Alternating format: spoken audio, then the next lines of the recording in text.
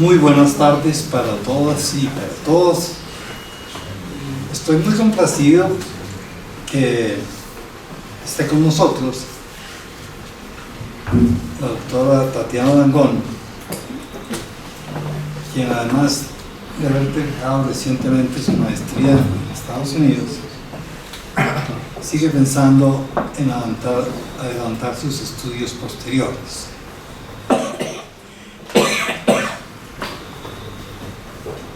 Ella es la directora de Tirant Robland en Colombia, y Ecuador, y por supuesto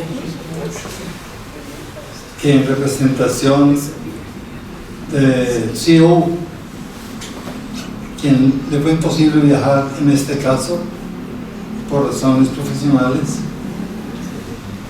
ella hará sus veces y tiene el uso de la baja. Queridos invitados, colegas, a la familia del Dr. Roa, por supuesto, muchísimas gracias por estar acá también. Para Tirant Robland y para mí como su representante de Colombia es siempre un honor regresar a esta casa de pensamiento que es la Academia Colombiana de Jurisprudencia, que de manera constante nos abre las puertas para conversar sobre los temas que verdaderamente importan al país: la democracia, el derecho, el liderazgo, la ética pública y la construcción de ciudadanía. Gracias una vez más por permitirnos este espacio de encuentro intelectual y de reflexión sobre el rumbo de Colombia. Quisiera referirme en primer lugar muy especialmente al doctor Hernando Roa Suárez, un pensador excepcional, un defensor incansable de las ideas de la democracia y un maestro en el sentido más pleno de la palabra. Quienes hemos tenido el privilegio de escucharlo, de leerlo y de compartir conversaciones con él, sabemos que su enseñanza va más allá de lo académico, nos invita a pensar con rigor, pero también con muchísima esperanza. Personalmente he aprendido y sigo aprendiendo de su ejemplo, de su visión ética y de su capacidad para vincular el conocimiento con el compromiso cívico. Para Tirant Robland es un verdadero honor ser su casa editorial y contar con su confianza en esta nueva edición de la política arte y ciencia, pero más allá de ello, es para muchos de nosotros un magnífico mentor, alguien que enseña sin imponer, que inspira sin buscar protagonismo y que eleva el debate nacional desde la serenidad y la sensatez. Vivimos en un momento de crisis de liderazgo, no solo en Colombia, sino en el mundo. No se trata únicamente de la polarización que, como bien lo señala el doctor Roa, ha desvirtuado la política como arte y ciencia al convertirla en prácticas clientelistas, indelicadas y manipuladoras, sino de la falta de sensatez pública. Hemos perdido en buena medida la capacidad de diálogo y esa pérdida no es una pérdida menor. Sin sensatez no hay deliberación y sin deliberación no hay política y sin política no hay democracia. El libro que hoy presentamos nos invita precisamente a recuperar ese terreno perdido. En sus páginas, el doctor Roa nos recuerda que la política es, ante todo, vocación y arte éticamente practicado, la más bella y profunda de todas las profesiones. Nos propone pensar la política como disciplina, pero también como sensibilidad, algo de lo que se ha perdido muchísimo, no solo en Colombia, sino a nivel global, como ciencia que analiza, pero también como arte que humaniza. En su recorrido encontramos una lúcida revisión de los grandes momentos de la política colombiana, desde Gaitán y Galán hasta la Constitución de 1991, pero también una reflexión a mirar hacia adelante con responsabilidad cívica. Su reflexión sobre la gobernabilidad democrática, entendida como la capacidad del sistema político para garantizar derechos, estabilidad y comunicación ética entre gobernantes y gobernados, es particularmente necesaria en tiempos en que la desconfianza amenaza las instituciones. Esta cuarta edición amplía y actualiza un pensamiento que combina la rigurosidad de la academia con la experiencia del servidor público, del formador y del ciudadano comprometido con la democracia. En un país donde muchas veces se ha confundido el liderazgo con el espectáculo, este libro devuelve profundidad al debate. Nos recuerda que el liderazgo Político democrático, en palabras del autor, es aquel que se ejerce con prestigio intelectual y humano, capaz de generar confianza y transformar sin fanatismo.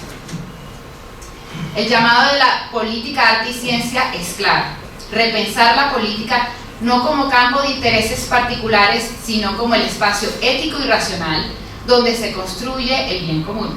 Si Colombia logra retomar ese sentido de propósito, si logramos tener conversaciones más profundas y significativas sobre lo que queremos como país, podremos formar nuevos líderes y podemos también generar un espacio en donde, en vez de dividir, los líderes se escuchen y sirvan para el interés general y no para servirse del poder.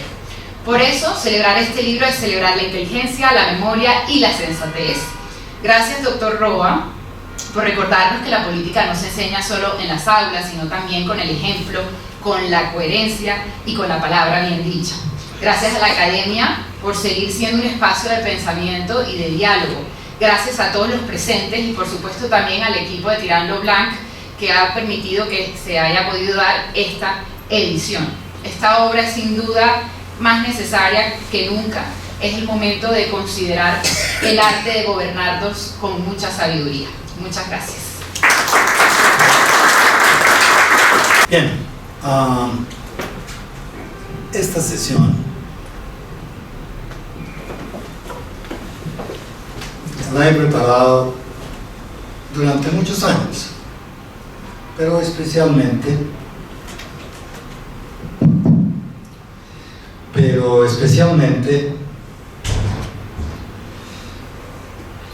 a raíz de la última edición que se presentó, vi la conveniencia de acompañar algunos textos nuevos y explicar por primera vez, no sé si sea la última, explicar el contexto nacional e internacional dentro del cual esta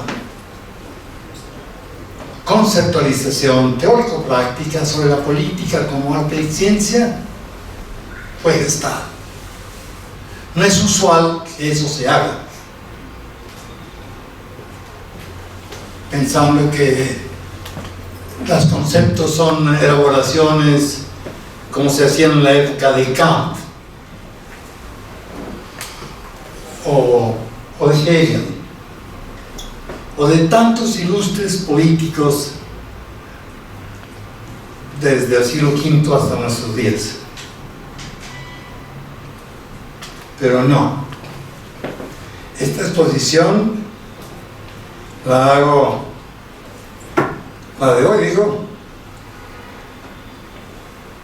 en honor de mis padres, de Rafael Roa Rivera y Cecilia Suárez Casas. Y el libro queda para la complementación, ojalá prioritariamente, de los miembros de esta academia. Hay un trabajo extenso y profundo, como ustedes poco a poco lo irán viendo. Señor presidente, señor vicepresidente, mi querido presidente honorario Cesario Rocha, señora vicepresidenta, querido Jorge Tuvides, compañero de universidad y magnífico compañero, muy queridos asistentes, todos y cada uno de los que nos acompañan en el día de hoy.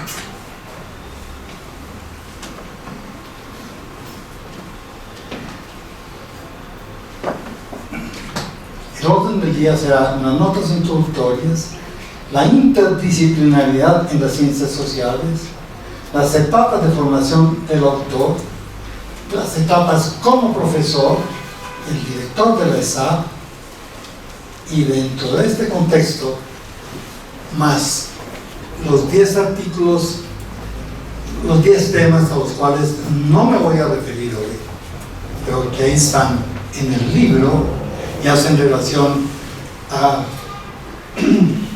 10 hechos políticos notables realizados a partir de 1948 hasta nuestros días.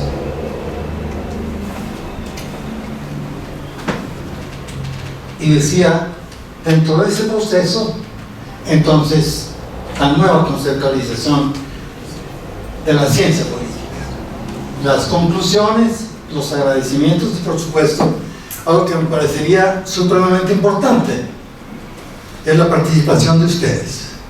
Entonces, aquí hay académicos muy ilustres, viejos compañeros de trabajo, etc. Lo que quiero decirles es, por la naturaleza de lo que acabo de explicar, desde el punto de vista epistemológico, teórico, metodológico o técnico, no hay objeción que ustedes no puedan formular. Y las veré siempre con la mejor forma, porque es el camino que siguió la gestación y la plasmación de este concepto. Así fue durante 30 años, los últimos 30 años de la elaboración del concepto.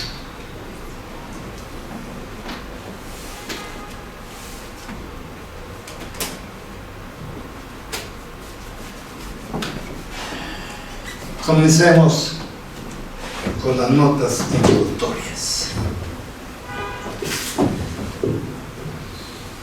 Cuando en 2017 tuve el honor de ingresar a esta academia, fue fortificante entrar a estudiar aquí, que en 1894 un grupo serio de consagrados colegas se dieron a la tarea de fundar la institución bajo la dirección de un colombiano ético, estudioso, internacionalista, político y pedagogo, que fue don Nicolás Guerra. En esa época, cuando hacía 8 años se había organizado la hegemonía conservadora iniciada en 1886, hubo que organizar y enfrentar grandes luchas ideológicas. No vamos a decir que iguales, no vamos a decir que similares, solo voy a decir, hubo grandes luchas ideológicas que parecería a veces que se han olvidado, pero fueron muy graves. Y Rafael Uribe Uribe, quien fue presidente y miembro de esta academia, da un testimonio extraordinario sobre graves problemas que existían en Colombia. Para ganar tiempo solo digo que en mi texto, en la 6ª edición del Liderazgo Político que prologó Fernando cuando era procurador, van a encontrar sorprendentes testimonios de Uribe Uribe sobre lo que pasaba en esta república.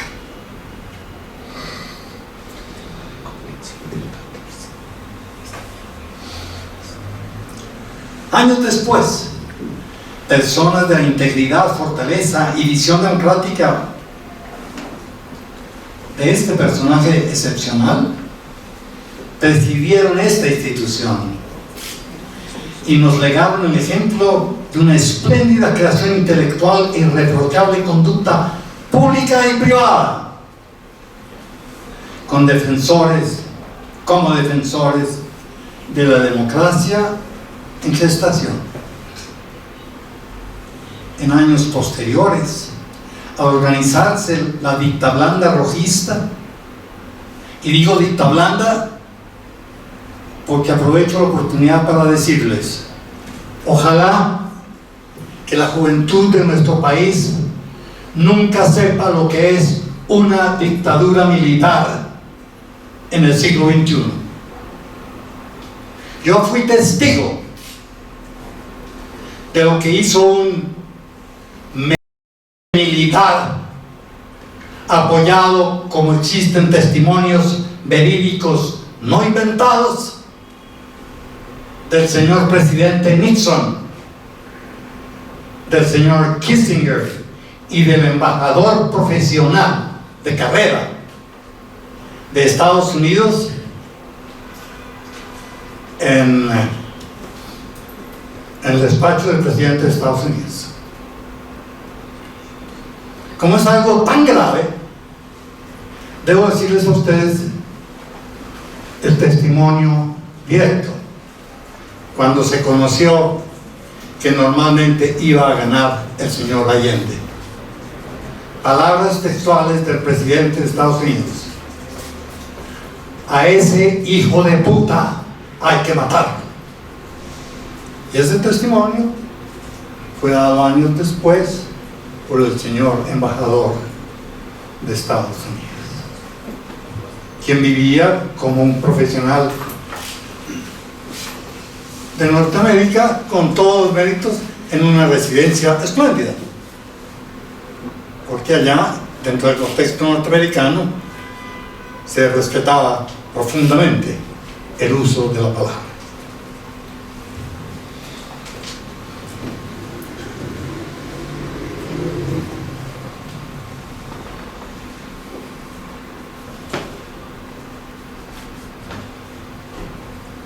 Y por supuesto que por razones profesionales el destino me permitió tener la más dura experiencia de mi vida en Santiago en el 69, y después fui invitado por distintos grupos porque quieren mucho a los colombianos allá, entre 70, 71, 72 y 73. Pero lo que yo observé desde que aterricé en Pudahuel en 1974, en diciembre, fue algo inolvidable. Y eso cambió mi orientación y mi vida. Yo tenía mi oficina muy bien establecida en el Banco de Bogotá principal. Y lentamente, por fortuna, pienso, el trabajo académico, pedagógico y el cultivo paulatino a partir del 71 del trabajo periodístico me hizo desplazar esos antiguos valores para consagrarme a la formación de nuestra democracia. Esa es otra parte sustantiva de esta historia.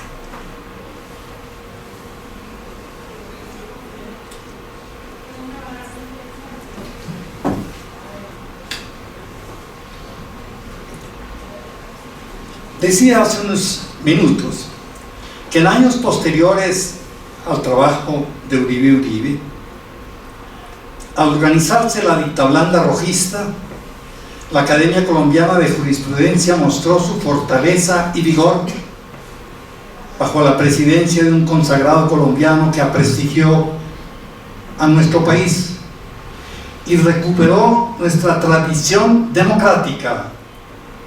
Ese colombiano fue Alberto Lleras Camargo, quien nos dio un ejemplo inolvidable de lo que debe ser la ética a la que se refirió hoy Tatiana, ejercida por el primer mandatario de esta gran nación,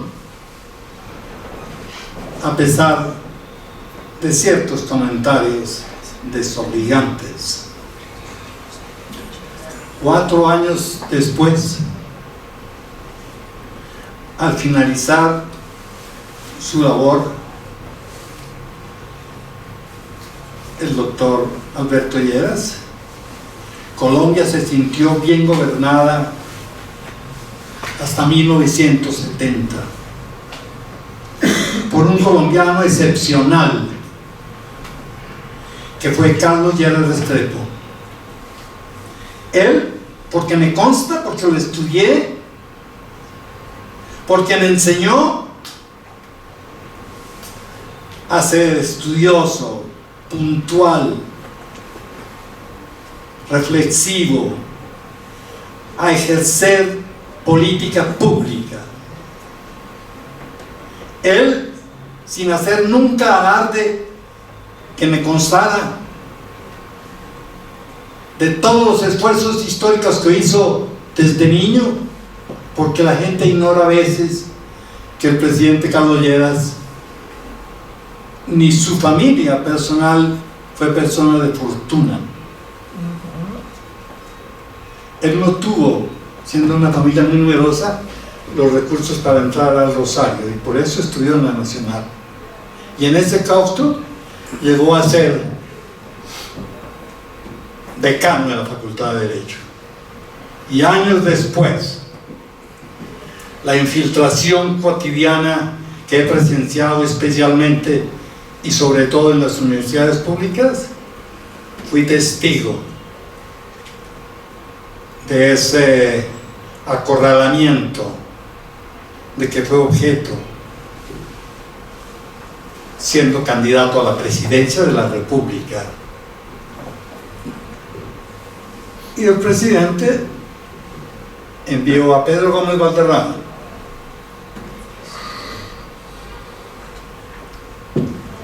para que sacara de la decanatura de Derecho al doctor Carlos Lleras. Yo vi eso muy bien, y ahí aprendí extraordinariamente otra gran lección.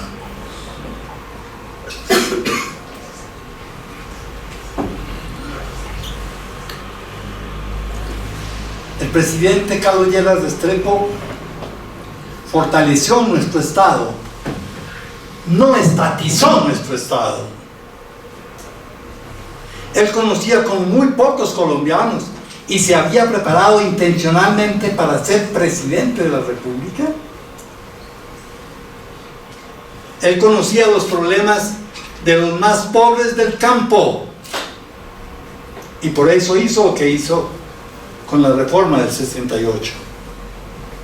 Después sabemos que el presidente Pastrana hizo derogar esas normas que iban encaminadas a solucionar un problema sin el cual no es posible arreglar el tema de las violencias sucesivas en Colombia, el tema de la posesión y uso de la tierra. Es una tarea pendiente que, en fin, recibió un impulso importante en 2016, pero la paz total no estaba preparada, no está preparada, y eso es muy grave para la juventud en un momento como este, el desarrollo del mundo.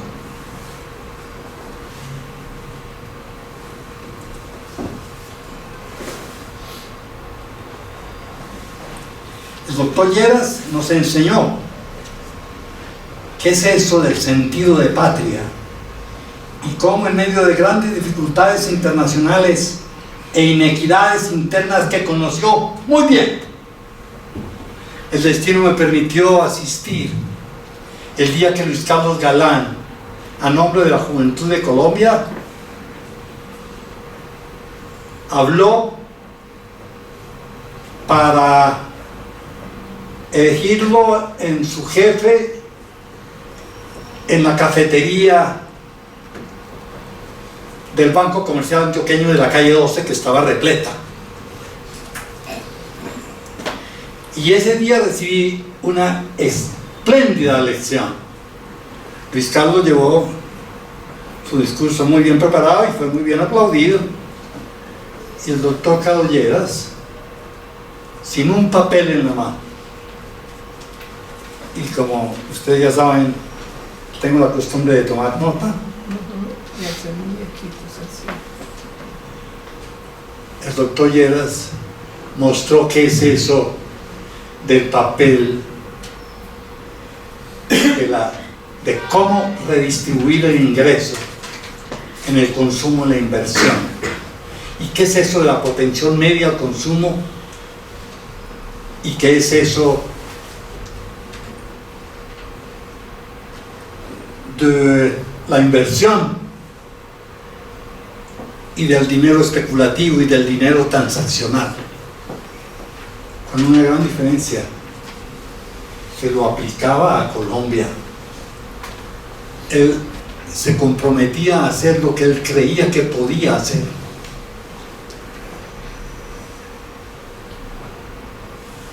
Esa fue la presentación primera como candidato presidencial que hube de presenciar del señor expresidente Carlos Lleras. Él y el doctor Vigilio Barco fueron los últimos estadistas de Colombia. Del resto, las nuevas generaciones, algunos de cuyos representantes están aquí, me dicen cuando van a hablar de mis intervenciones sobre la política: doctor Roa, no queremos oír hablar de la política, todos los políticos son unos ladrones. En 16 regiones de Colombia, donde la ESAP tenía una dirección territorial, recibí la misma lección. Y eso no ha cambiado. Después retomaremos un poco sobre estos conceptos. Ahora, en este tiempo, nuestra democracia está realmente en peligro y nuestra institución está llamada a prevenir con sus actividades y pronunciamientos el posible desquiciamiento de nuestro orden constitucional. Para un ejemplo, los invito a que revisen cuidadosamente las extraordinarias intervenciones del profesor Gaona, que no es un charlatán, que no está en búsqueda de poder, que ama la democracia y que sabe la complejidad que es construirla en medio de tantas distorsiones que se han visto en el actual gobierno. Son entonces objetivos de esta publicación: facilitar un espacio de reflexión que nos permita pensar y actuar en torno a las implicaciones actuales de la política como arte y ciencia bajo el alero protector de la democracia participativa. Segundo, presentar ejemplos de los peligros que encarna la difusión y práctica de la politiquería. Por eso solo me permito recordarles, recuerden ustedes qué pasó en el Perú. A nombre de la politiquería se institucionalizó la corrupción. Puntos suspensivos. ¿Para qué hablar de Vladimiro Montesinos y compañía? Tercero, presentar un conjunto ejemplarizado de cualidades, actividades, reflexiones psicosociales y prácticas para la vida cotidiana que deben acompañar a un líder y estadista para el siglo XXI. Y cuarto, elaborar para las futuras generaciones de académicos y de colombianos un conjunto de planteamientos que nos permitan acercarnos a entender por qué la política es y sigue siendo la más bella de las vocaciones. Y algunos dicen, pero ¿por qué no los médicos? ¿O por qué no el ingenio de los ingenieros? Y así sucesivamente. Muy sencillo. Un buen político tiene la capacidad de llegar al máximo de personas. más allá de cualquiera de las profesiones que tenga.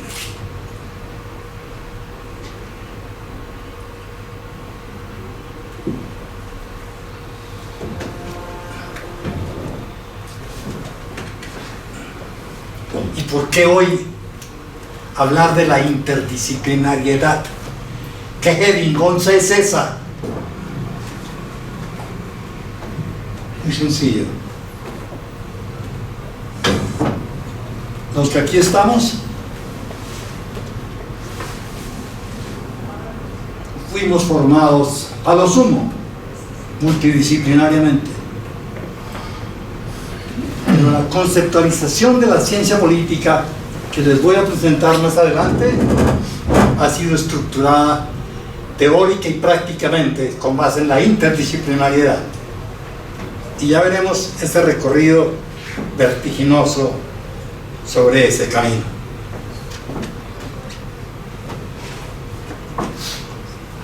¿Qué tenemos aquí? Solo voy a hacer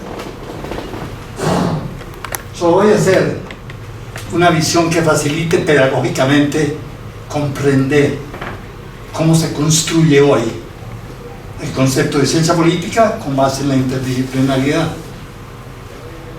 Entre qué pensadores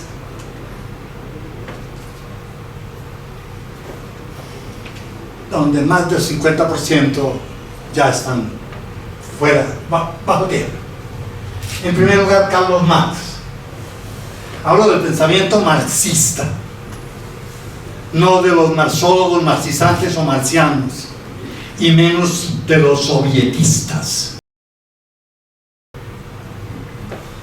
Y tampoco del Marx que escribiría para que los presidentes lo leyeran 3 o 4 veces y hacer alarde de lo mismo.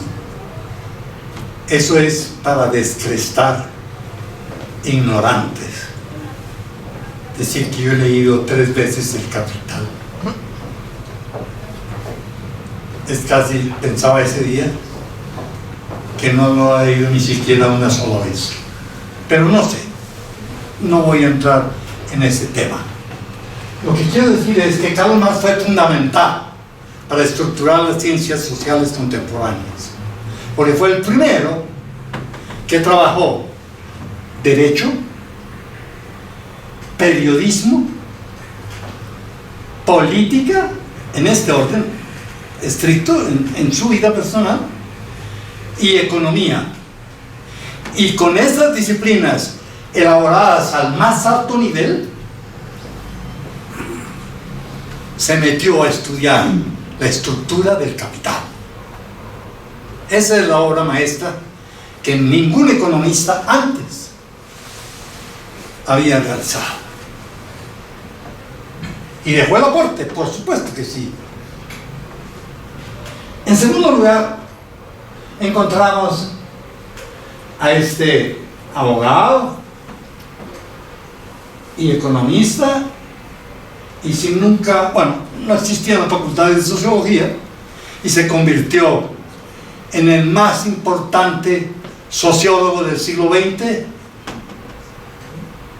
según el evento mundial celebrado en Inglaterra el año pasado, a pesar de que el profesor Max Weber murió en 1920.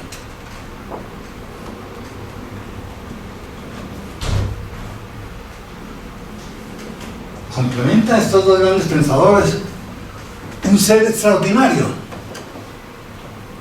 el padre de la nueva epistemología, Gaston Bachelard. ¿Cuántos fueron los sufrimientos que tuvo que tener Bachelard en la misma Francia por académicos que no querían que se conociera su pensamiento, y eso a veces parecería repetirse indefinidamente? Pero esos que no asisten, que no controvierten, que no enfrentan la realidad de su ignorancia, esos no pasarán. Los sabios, los maestros pasarán. De eso hoy tengo certeza. Y combinamos además a un maestro extraordinario, Norberto Bobbio. Él fue básico para entender la estructura fundamental de la nueva Constitución española y también de la Constitución colombiana del 91. En pleno siglo XX, Jürgen Habermas dio las lecciones del papel fundamental de los medios de comunicación y cómo los medios de comunicación son fundamentales para la política. Algunos comenzaron a decir ingenuamente hace un tiempo que es el cuarto poder. A veces es el primer poder, depende de quién lo use y para qué lo use. Eso ha pasado. Pero Habermas fue un intelectual que ha contribuido eficazmente a ver claro que communication is power, and without communication, without power.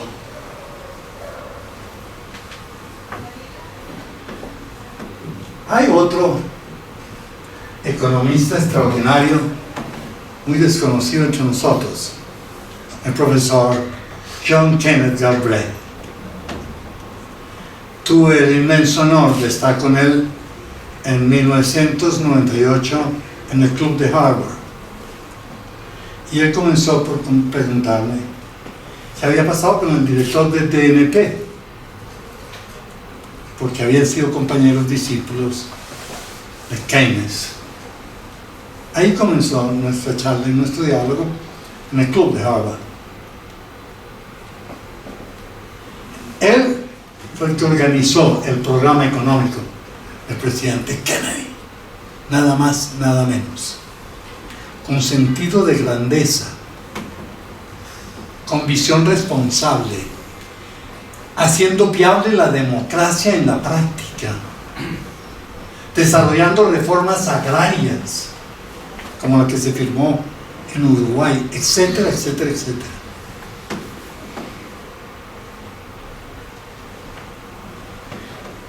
Y enseguida, el profesor Johan Galton, con quien tuve el honor de hacer unas 4 entrevistas aquí para Colombia,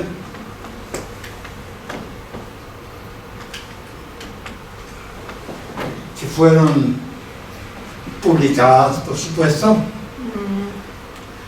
y donde una de las cosas curiosas fue de los primeros que en el 78 hizo caer en cuenta de un grave error, y esto fue publicado en el periódico El Tiempo, en las lecturas dominicales. ¿Cómo es posible que pase tantos años, decenas de años, y los países subdesarrollados no se den cuenta que lo que deben hacer es procesar sus propios productos y no solamente vender los productos?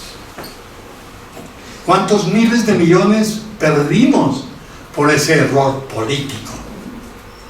¿Político? Económico. Bueno, Galton fue muy importante como asesor gubernamental. Fue el fundador del Instituto para la Paz en Oslo. Ha muerto recientemente. Y otro hombre maravilloso, que algunas de las personas que están aquí lo conocieron, quizá en la Universidad de La Salle, el profesor Edgar Morin. Este es un mundólogo. Y tan importante es que en un país que se respeta extraordinariamente la inteligencia y la carrera profesional de una manera excepcional dentro de todo el contexto de América Latina, los mexicanos hicieron una universidad con el nombre de Edgar Morin.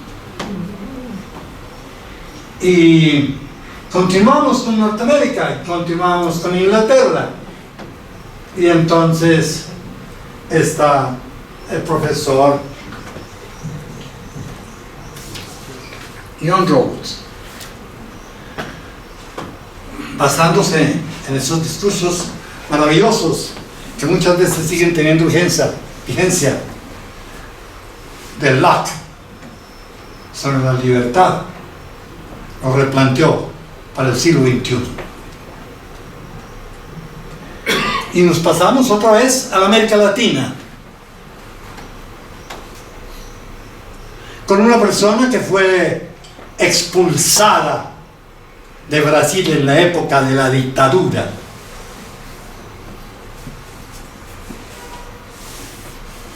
Ese señor, Paulo Freire, es el más importante pedagogo latinoamericano del siglo XX. Tan importante que fue premiado por la UNESCO cuando era delegado de Brasil, cuando se restauró el régimen democrático. Y nos acompañan adicionalmente dos colombianos que son un orgullo de Colombia. José Antonio Campo es el único colombiano que puede darse el lujo, nunca lo he oído decir eso, de tener 3 libros editados por el Fondo de Cultura Económico, el más importante fondo editorial de la América Latina en toda su historia. Hay que ver lo que es ese fondo en México y cómo usan la distribución. Pues son 3 textos ya publicados. Y acaba de ser ministro de nuestro gobierno,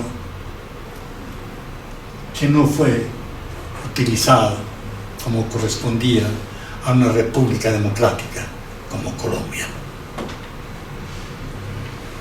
Y Luis Jorge Garay, este niño prodigio, lo conocí así de grande.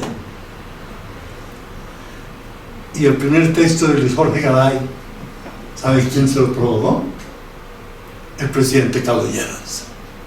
Y después se convirtió en asesor gubernamental, no solo de nuestro país, sino también de Hispanoamérica. Ese es Luis Jorge Garay. Y seguimos con Francisco Leal Buitrago, quien en una conversación después de una exposición en la Universidad Pedagógica le pregunté cuál es lo más importante que tú has hecho. Y me dijo, haber institucionalizado la maestría en ciencia política de la Universidad de los Andes. Él había fundado el IEPRI, y tras el IEPRI fundó la revista Análisis Político, que es la revista más importante de análisis político de nuestro país. Bienvenido, doctor Alfredo. Pues Francisco Leal Buitrago, que falleció hace unos meses, dejó uno de los mejores textos de sociología política que se han escrito en Colombia, publicados por la Universidad de los Andes y la Universidad Nacional.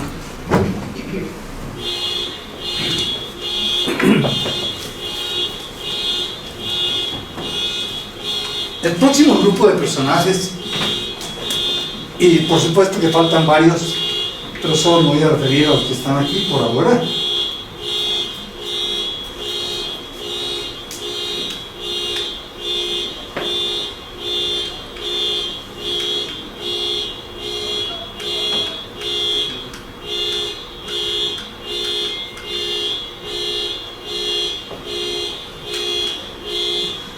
Este próximo personaje es Guillermo Hoyos Vázquez.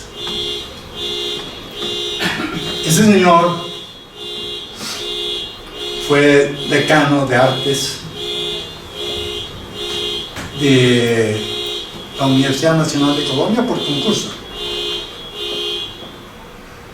Y los años finales de su existencia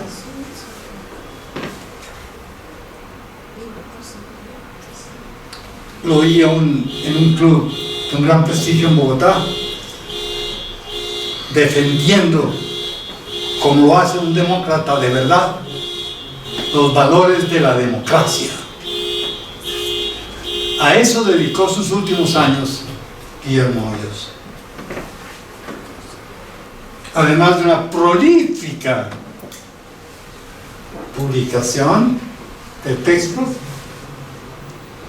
y uno muy particular, que fue editado como un homenaje a él por sus alumnos, una especie de libro amicorno de alta calidad para la comprensión del futuro de la democracia colombiana. Y enseguida tenemos a un personaje extraordinario, que es Jorge Orlando Melo. Él fue sacado de la Universidad Nacional en préstamo. Lo hizo también que se quedó con la dirección de la última etapa de progreso de una de las más importantes bibliotecas nuestras, la Biblioteca Los Ángeles. Esa faena práctica la adelantó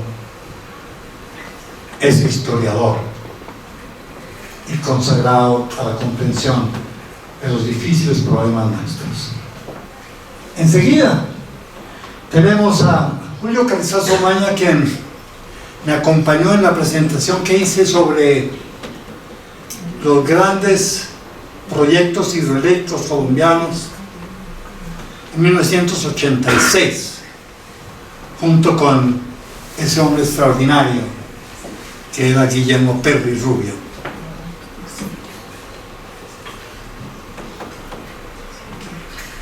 Julio Carrizazo Omaña es un hombre que dedicó su vida a la educación. Está viviendo sus últimos meses, probablemente. Pero grandes lecciones dio Julio a la intelectualidad colombiana. Y junto a él volvemos otra vez a un economista muy controvertido, muy estudioso y muy serio en sus planteamientos, Eduardo Sarmiento Palacio. Y enseguida también me ayudó muchísimo el más importante sociólogo de Colombia y uno de los más importantes de toda América Latina, que fue Jorge Orlando Melo.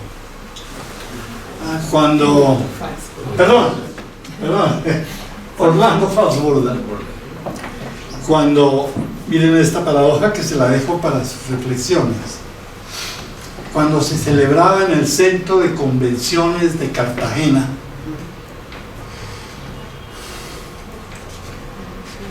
un evento donde asistieron de todos los continentes, aquí en Bogotá se estaba discutiendo problemas elementales. Entonces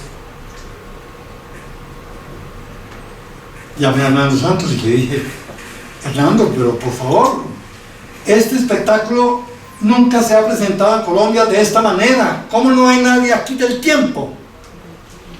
La respuesta de él fue inmediata: Hernando, haz tú el artículo y lo publicamos. Entonces, hacia las 11 de la noche terminé el artículo, lo mandé y evidentemente en 2 días salió antes de que terminara.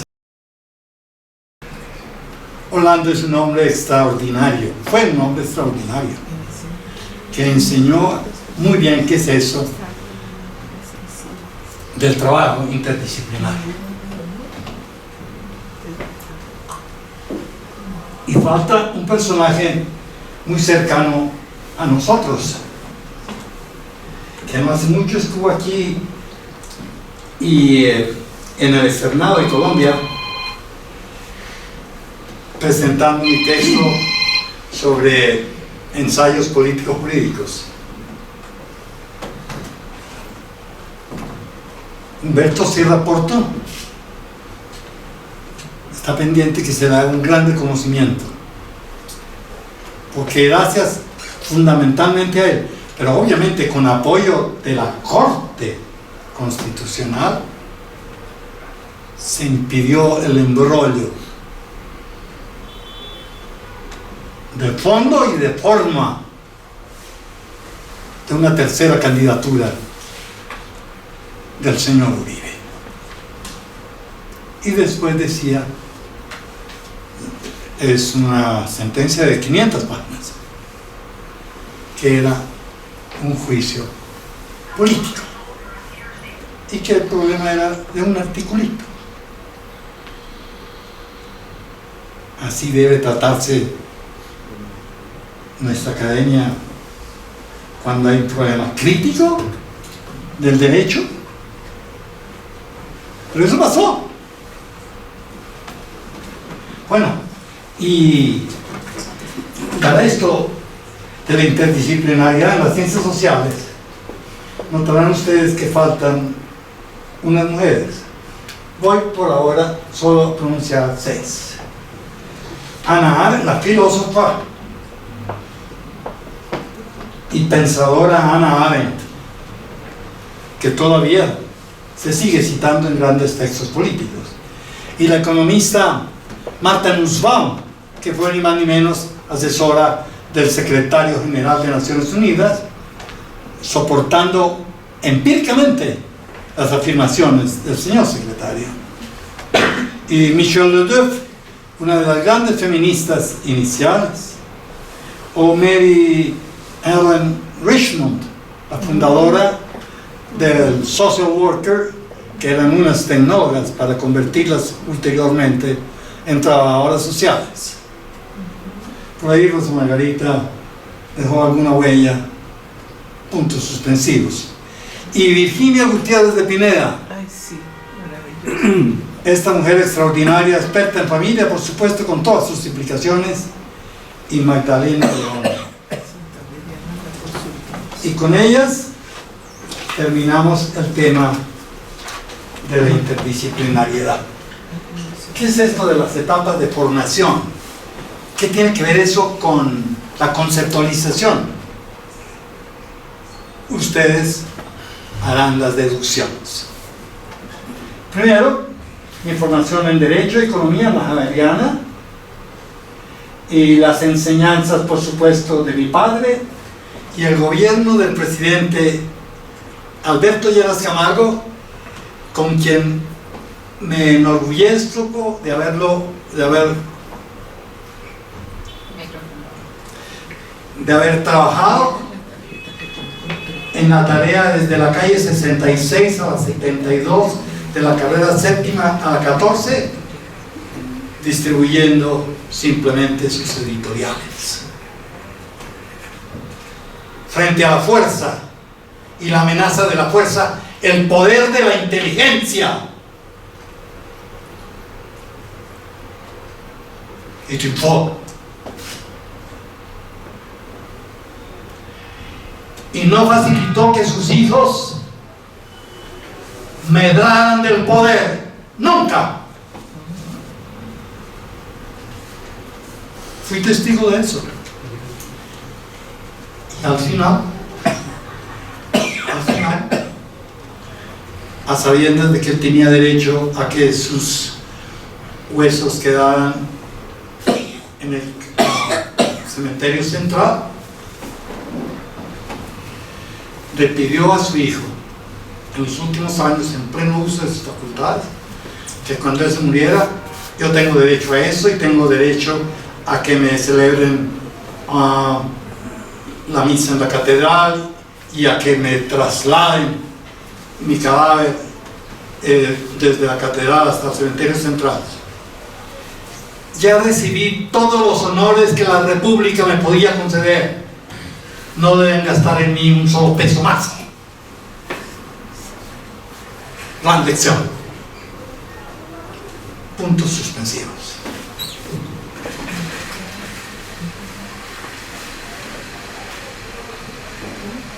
Después del trabajo en la Universidad Javeriana, entonces fui llamado a ser profesor de 1963 al 68, y ahí me gané una beca con la Flaxo.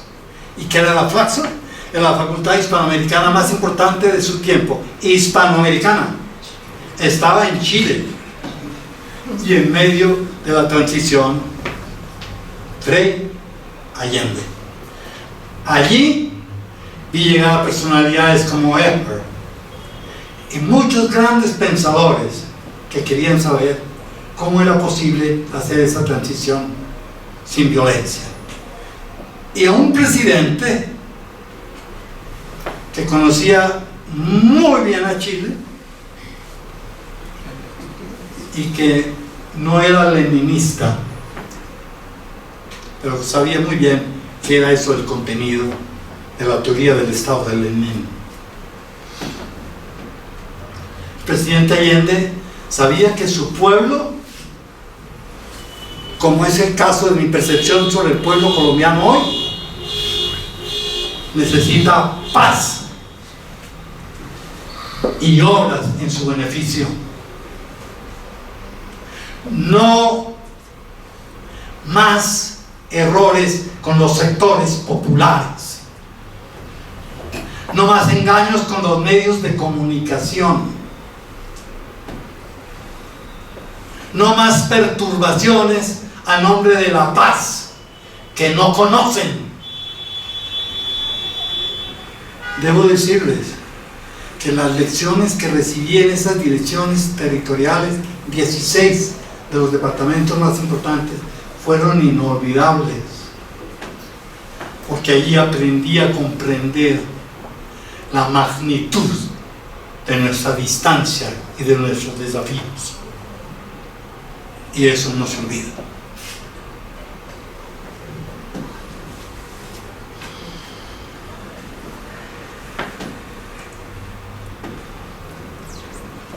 Después de ver la situación de la transición, Frei Allende me correspondió, por razones del destino, entrevistar a su viceministro de Justicia. Para no dejarlo en el aire, ese señor tuvo que volarse, por fortuna, gracias al gobierno italiano, y terminó siendo ni más ni menos que el ministro de la presidencia, primero presidente del Congreso chileno y después la mano derecha de la señora Bachelet en su segundo mandato. Era el ministro de la presidencia, pero él sabía muy bien qué era eso de la presidencia. No era el amigo íntimo del presidente a quien nombran su asesor para que robe al Estado colombiano.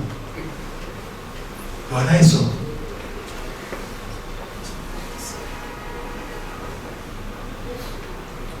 Era un profesional del derecho que amaba la paz, que quería justicia.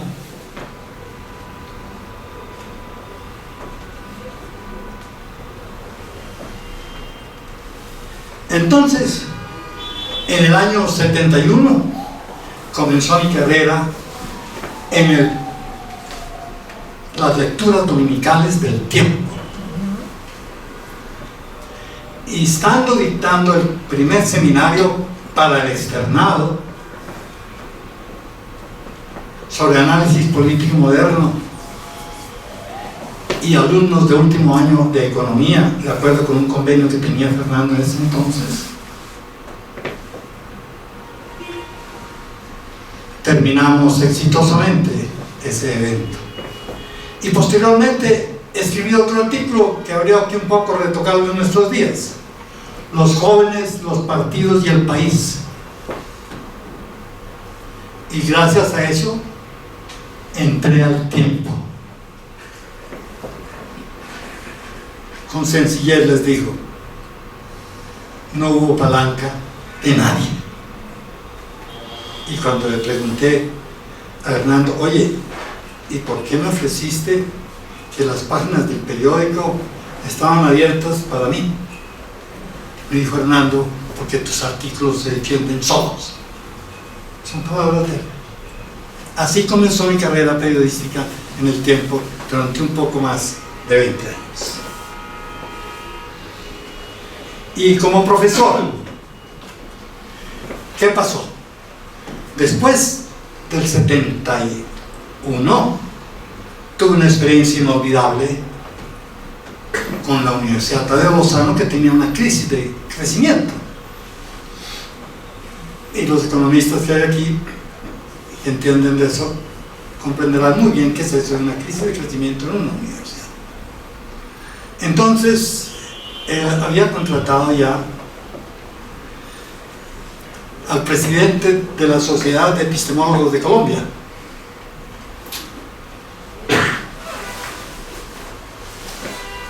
y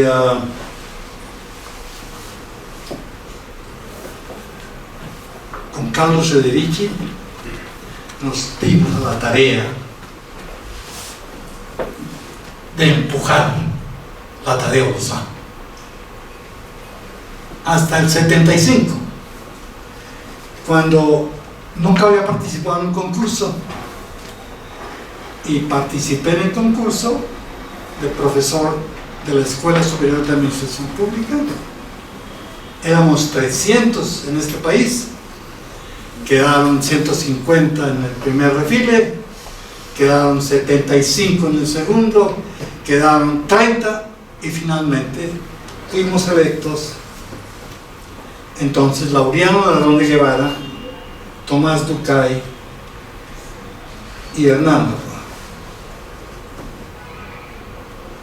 Ese hecho, ese ingreso así a la ESAP, fue supremamente útil cuando varios años después, 2 décadas después, fui electo por el presidente Samper director de la ESAP. En medio de la crisis, yo conocía un poco la crisis, pero la ESAP está en el interior del Estado. Nunca pensé la magnitud de eso, pero hoy aquí, y con lo que dije al comienzo de esta sesión, debo decirles a ustedes: nunca recibí una llamada del señor presidente Samper porque necesitábamos en Arauca, en norte de Santander, en Bucaramanga, o en El Pichada, etcétera, etcétera, un cambio. Nunca recibí una llamada del señor ministro del Interior, Serpa. Nunca. Y algunos que me habían oído esta historia dijeron, pero quizá por eso fue que te fue bien. No creo que sea tan simple. Era una tarea muy difícil, porque estaba rodeado de politiqueros y de negociantes del poder, con las consecuencias que ya conocemos. Pero gracias, atención, mucha atención a lo que voy a decir, a 40 años de esfuerzos del Estado colombiano y mi gestión, entregamos al gobierno una de las 3 primeras escuelas iberoamericanas de este país. Y esto no lo digo yo, esto pasó en el Congreso Mundial, hispanoamericano, que se hizo en la sede española de Cartagena, y lo firmaron todos los asistentes con una petición adicional. Doctor Roa, permítanos que aprovechemos esta oportunidad para pedirle al Estado colombiano que a través de la ESAP nos asesoren a fortalecer la administración pública y a fundar nuevas escuelas de autogobierno.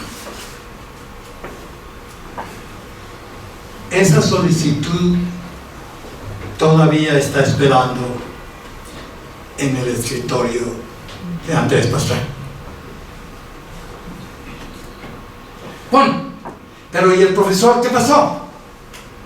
El profesor siguió como director del ESAP,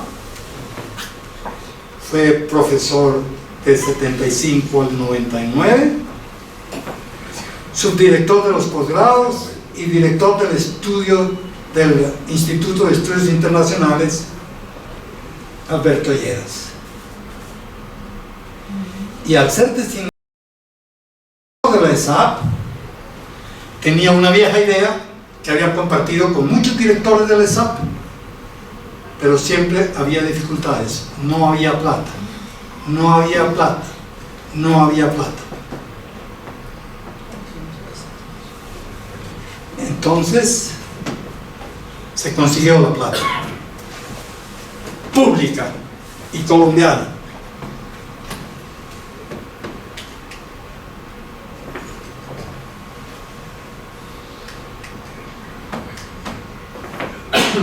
Y fundamos esta escuela de administración pública, anexa a la ESAP, la primera escuela de administración pública en junio de 1997.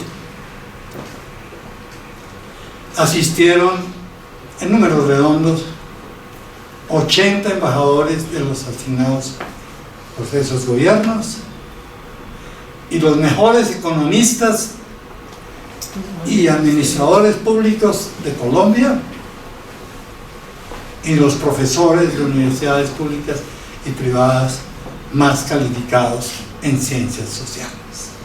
Así se inauguró esta escuela y no voy a seguir comentando lo que pasó, pero en una charla informal una vez en el Don Club estaba con el compañero Jorge Cuides. Entonces dijo, antes de 6 meses de haber salido, Hernando, pero ¿por qué te fuiste? Me parece muy grave lo que pasó con el Caguán. Yo no puedo aceptar eso.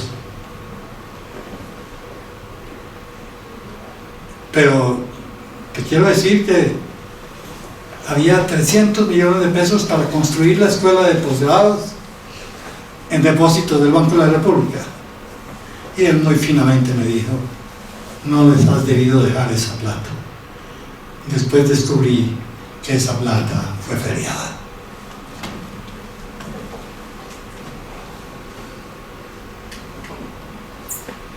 Y paralelamente a la escuela de alto gobierno había que dar un soporte internacional al más importante convenio de Colombia con la Unión Europea, que venía de varios gobiernos atrás, pero se decía que no había plata. Muy sencillo. El señor embajador de Francia y el señor embajador de España, que me habían acompañado en este proceso, que habían asistido a los cursos, etcétera, etcétera, etcétera, que habían visto lo que se estaba gestando ahí, dijeron, doctor Roa, ¿qué hay que hacer? Entonces dije, ahí estos pasos están, la ESAP debe nombrar un representante y la Unión Europea otro, etcétera, y ellos se movieron. Y cuando se iba a tomar la decisión, coincidió eso con una reunión que organizaban en la Embajada de Francia con los egresados. Yo llegué unos 10 minutos antes y ahí estaban los dos embajadores. Les dije, bueno, miren, esto está listo, la sede ya está habilitada. Esta sede fue un regalo de la Fundación Naumann, que estaba abandonado, y esa sede es enfrente a lo que es la embajada de la URSS hoy, en ese punto crucial de Bogotá. Le dije, bueno, ¿qué vamos a hacer? Me dijo, mire, doctor Roa, nos quejamos mucho de la burocracia aquí, pero la nuestra es peor. acababan de meter a la cárcel a la persona que tenía que hacer la designación. Pero lo sacamos adelante porque los embajadores, sin dádivas de contraparte, sino cumpliendo con su deber, asesoraron de bajo perfil al gobierno colombiano. Otra gran verdad: el prestigio de nuestro país históricamente ante los organismos internacionales es tal que cuando ellos ven que hay funcionarios que son eficientes y eficaces, los respaldan. Lo contrario, se abstienen, excepto las disculpas diplomáticas. Sería interesantísimo que, por ejemplo, una persona como Alfredo Sarmiento, que nos acompaña, nos contara sus experiencias internacionales y sus ayudas significantes para el manejo de los bienes económicos del distrito y de la nación. Pero bueno, ahí en este evento funcionó después el convenio de que hablamos hace un momento.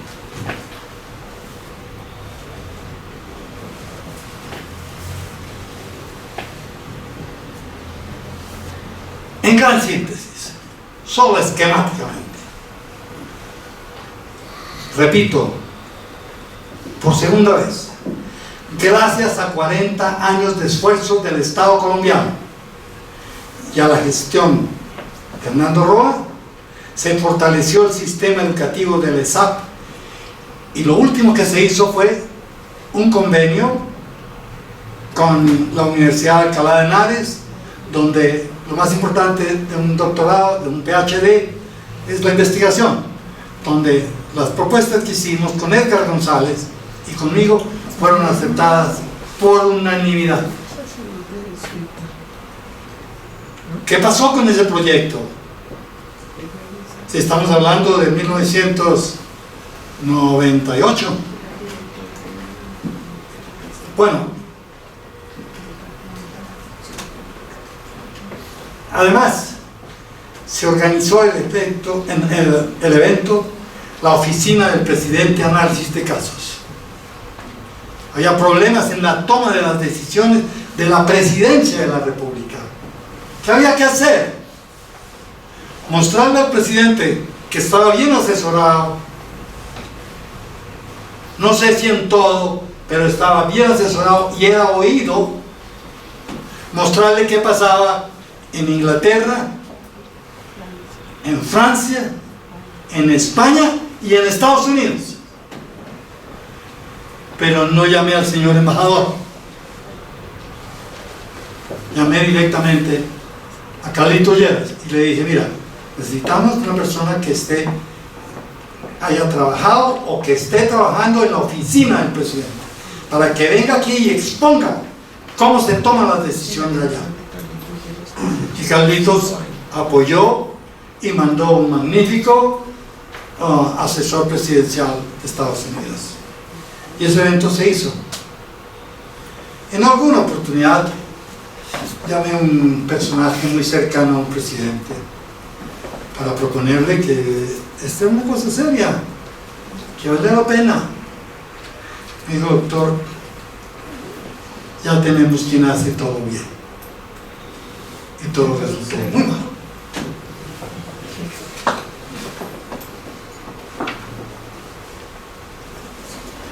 Pero coetáneamente con esto se celebró el más importante evento, y está publicado en un texto de 500 páginas impresas por la Biblioteca Pública, sobre la investigación en la administración pública hoy. Se hizo un evento mundial y aquí vinieron. ¿Les cuento algo? No le costó un peso la venida de esos asesores a nuestro país. Lo hicieron como obra de sus embajadores.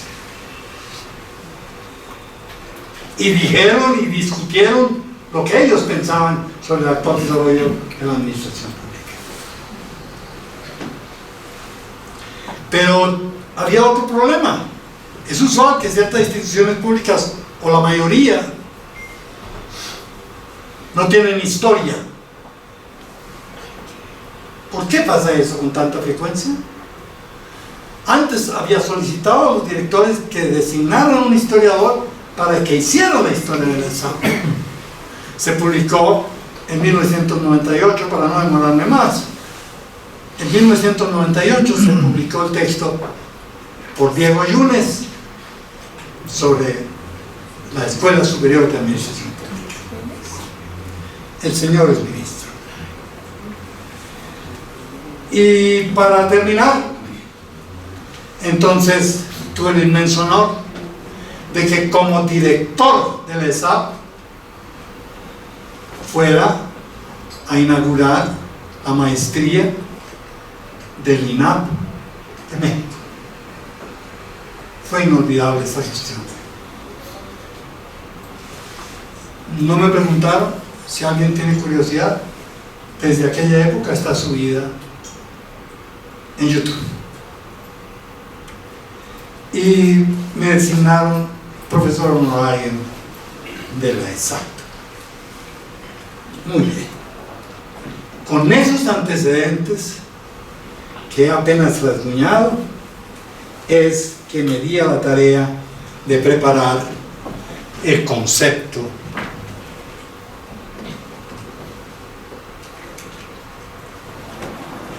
que a continuación vamos a exponer. ¿Un poquito? Carlitos, ¿lo podemos ampliar un poquito? Está lo máximo. Ok. Bueno, no vamos a hablar de inconvenientes a estas alturas. Solo debo decirles, ¿qué es para mí la ciencia política? La ciencia política es, o peor, antes de eso, ¿qué entendimos durante decenios en Colombia que era la ciencia política? La ciencia que tiene por objeto el estudio sistemático del Estado, o la ciencia que tiene por objeto el estudio sistemático del poder. Así está en la lista de libros que sobre ese tema han publicado. Pues ahora la práctica me indicó que hay un camino distinto, y es la ciencia política. Es la ciencia que tiene por objeto el estudio del Estado, del poder en el Estado. La ciencia política es la disciplina social que tiene por objeto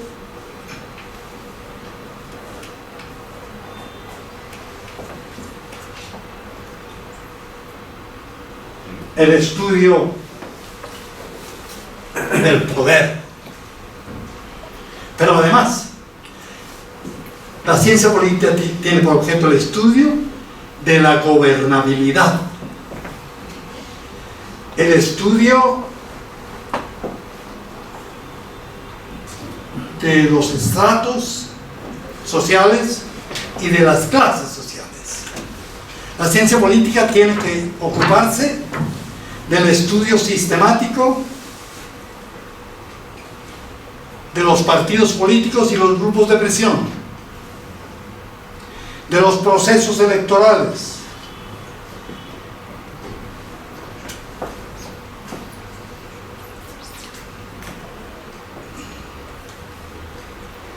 de los procesos de los medios de comunicación, de la organización del territorio, del proceso de la toma de las decisiones en formaciones sociales concretas, en espacios y tiempos determinados. Por una razón metodológica que ustedes comprenderán, que si pensamos en Colombia rápidamente, la Colombia de 1948, y usamos estas categorías, va a haber algunas de las cuales todavía no se ocupaban. Pero si estudiamos qué pasó en 48 en relación con estas visión de la ciencia política y la contemporánea, vamos a encontrar un gran contraste. Se trata de eso. Se trata de que pensemos cuidadosamente en replantear la más bella de las vocaciones. Y entonces, rápidamente, para facilitar la intervención de ustedes,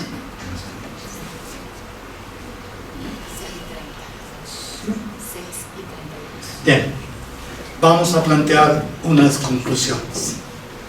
1. Se me presenta de una gran actualidad retomar con precisión la utilidad que tiene el estudio sistemático de la política como arte y ciencia. La utilidad que se dé formación política con el ejemplo y con prácticas democráticas que faciliten el aparecimiento en la arena política de ciudadanos con conciencia participativa.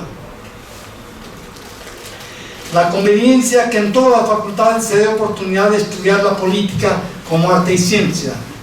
Necesitamos abogados, ingenieros, de todas las profesiones, no seguir prefiriendo tantos abogados y tantos economistas, porque hay que abrir la disciplina a otras disciplinas. Segundo, develar el debate entre la política y la antipolítica.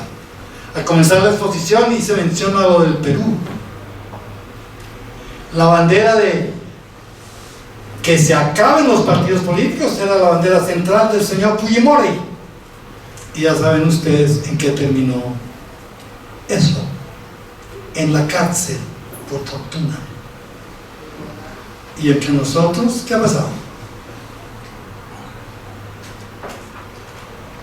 ¿Están todos los que deberían estar realmente?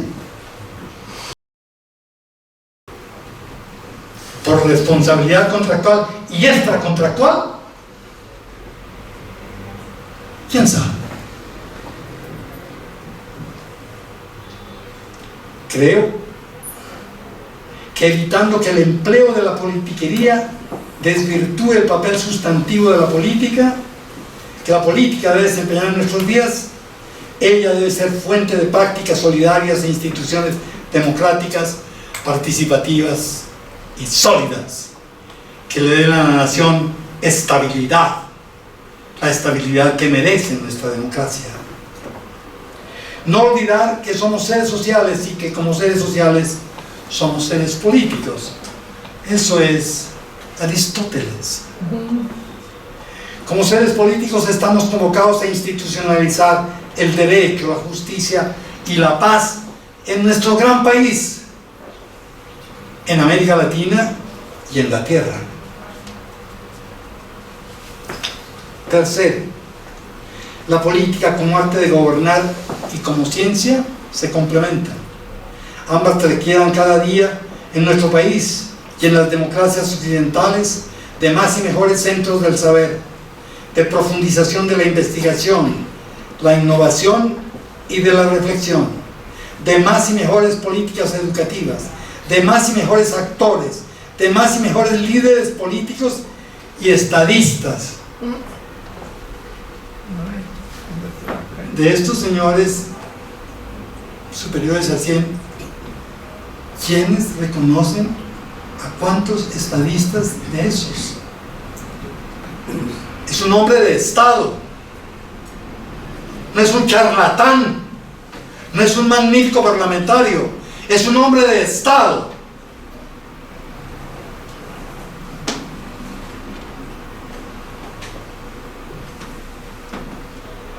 Estamos entonces convocados a abrir la democracia con dimensión de profundidad. Cuarto, replantear la misión y la visión de la Escuela de Autogobierno de Colombia. Es indispensable replantear la visión y la misión. Esa escuela, fundada en 1997 y adscrita a la SAP, es necesario recuperar. Es un bien público. recuperar el prestigio de esa institución hecha por los colombianos con visión latinoamericana, renovar la estructuración y la formación de líderes políticos y estudiantes demócratas realmente. Y un apuntico: implementar el acuerdo del Colón. ¿Han visto ustedes cómo fue redactado ese documento? ¿Quiénes fueron los que participaron en la elaboración de ese documento? ¿A qué intereses respondían quienes participaron en la elaboración de ese documento? Estaba una parte sustantiva de la élite colombiana en todas sus dimensiones. Y responder eso con un eslogan, ¿es para qué sirve? Sabemos muy bien que, como toda humana, es susceptible de mejorarse, pero ese esfuerzo fue hecho para decenios, no para un gobierno ni para dos. Llevamos 7 decenios en búsqueda de la paz. Y 3 preguntas inquietantes. Quienes no hemos sido responsables directos de las acciones violentas, ¿qué responsabilidad tenemos frente a la magnitud de la inequidad existente en nuestra sociedad? 2. ¿Cómo podemos comprometernos en la construcción de una sociedad justa, con estructuras que organicen la equidad ante el poder, pacífica, con ausencia de violencia abierta, estructural y cultural, libre, interrelacionada con todas las naciones y sin sometimiento a potencia mundial alguna, e insertada creativamente en el proceso de globalización con conciencia latinoamericana y la posibilidad de organizar un proceso de desarrollo sostenible? 3. ¿Qué política vamos a formular e implementar los latinoamericanos demócratas para enfrentar las propuestas político-económicas del señor presidente Trump?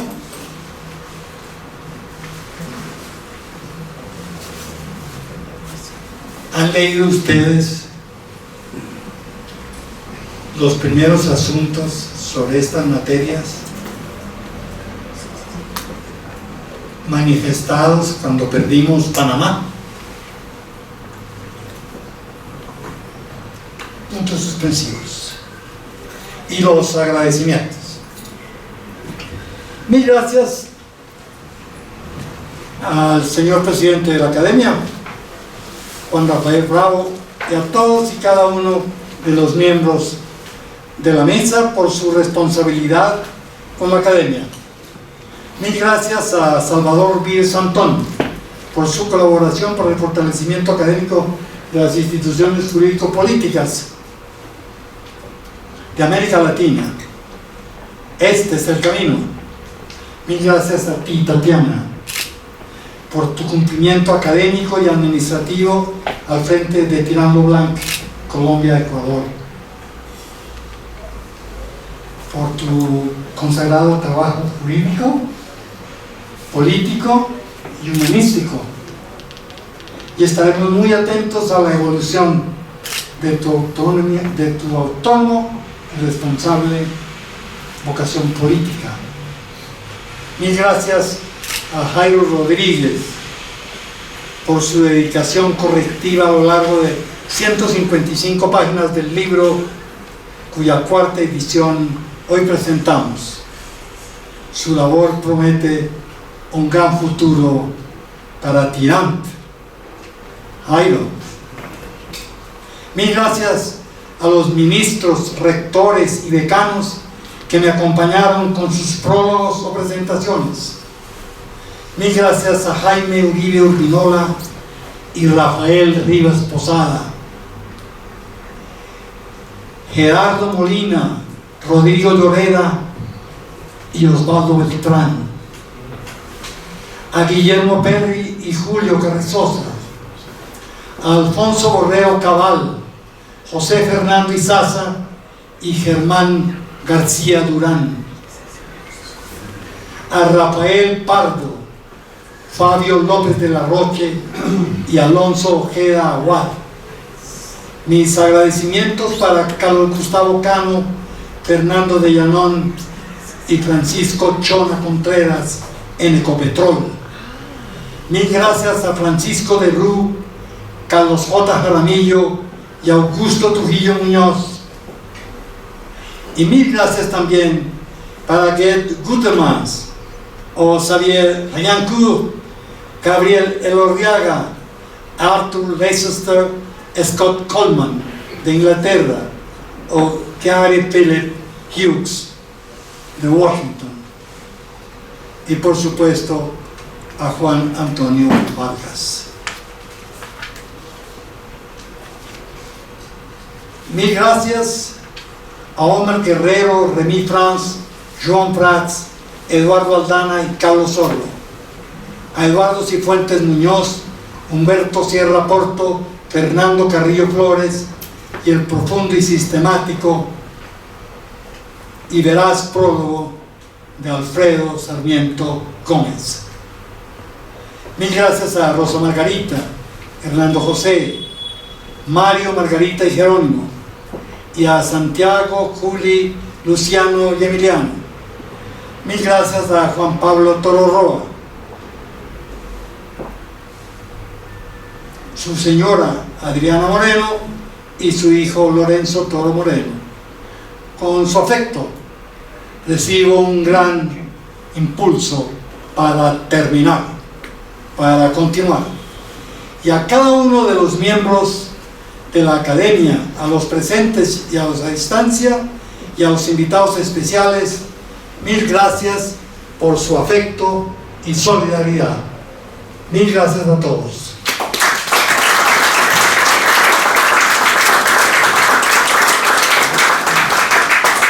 Mm-hmm.